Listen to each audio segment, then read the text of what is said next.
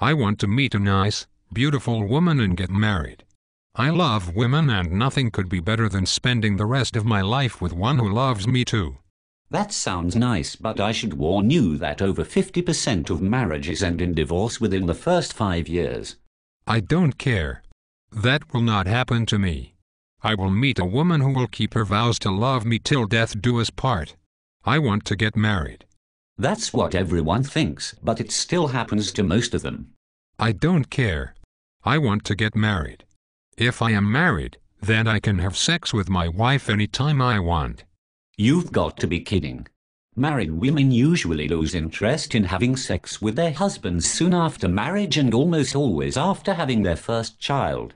I don't care. My wife will want to have sex with me all the time. I want to start a family and raise children. You do realize that over 90% of child custody is awarded to women after divorce, no matter how much the father loves and cares for his children too. You will be lucky if you get to see your own kids every other weekend after your wife dumps you for some other guy who makes more money than you. He will disrespect you and presume to tell you what he thinks is best for your kids. I don't care. That will not happen to me. My wife will respect me and appreciate how hard I work to support her. I want to get married. Okay then, tell me where you expect to meet this dream woman. I will create a profile on a dating website or meet her in a bar. And that is really how you expect to meet a beautiful woman who will love you and respect you and be completely honest with you? Sure, why not? Because it is extremely unlikely that you will meet someone like that in any of those ways. Women, especially attractive ones, often misrepresent their true intentions so they can trick naive jits like you into spending money on them until they get bored of you or until they meet someone they like better. That sounds very cynical. Women are supposed to be the fairer sex. I don't want to believe that they could be so cold and devious, and I wouldn't want them to think that I am misogynistic for harboring any suspicions about their virtue. Anyway, I don't care. That will not happen to me. I want to get married. I am a nice guy and most women say they want to meet a nice guy, so I should have no trouble meeting someone. You do know what they say about nice guys, don't you? They finish last. I don't care what they say. This is what I want. But have you ever asked yourself, why marriage? Can't you have a relationship with a woman without the legal contract? That's not the same. It is not a real commitment in the eyes of society or the law. So what?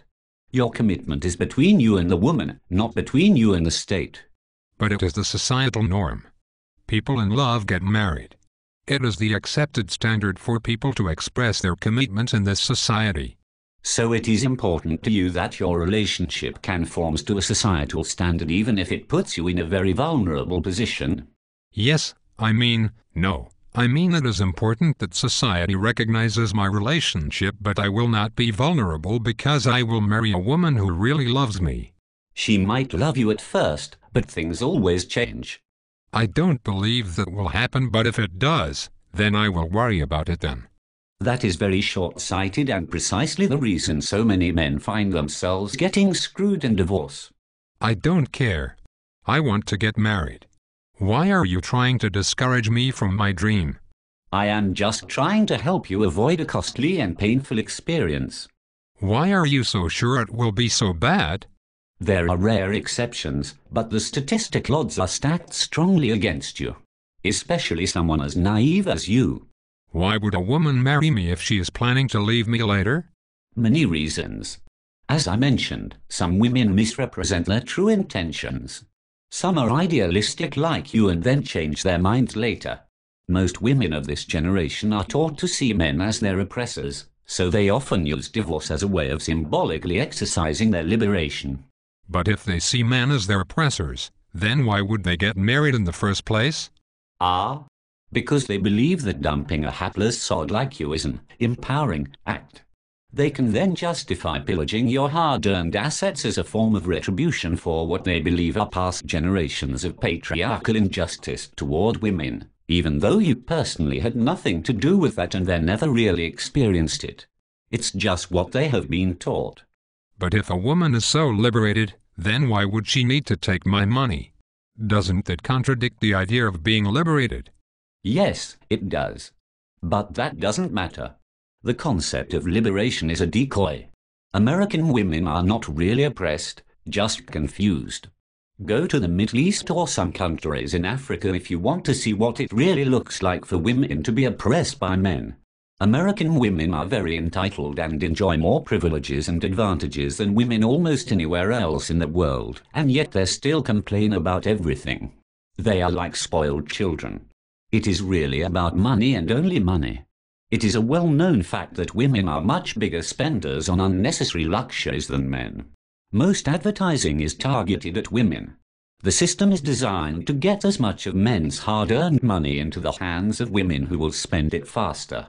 So, there's the real purpose of having your marriage recognized by the state. You are signing away all of your assets with nothing guaranteed in return. This would be considered a null contract by any other legal standard since there is no quid pro quo. A marriage contract under no-fault marriage law grants the woman almost unlimited entitlement to take everything from you without having to offer anything in return. Not even sex. Women know this. Divorce attorneys know this. Judges know this. Advertisers know this. You seem to be the only one who doesn't know it, which is why I'm telling you. But isn't it true that men really are in the highest positions of power? Maybe, but only a tiny percentage at the very top.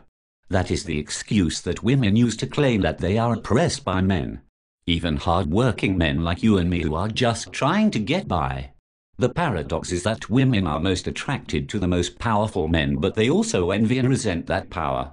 They want to take men's power, but they are only able to accomplish this with the most vulnerable men. Hard-working, naive men just like you who are willing to risk everything. I don't care. I want to get married. Will you be my best man?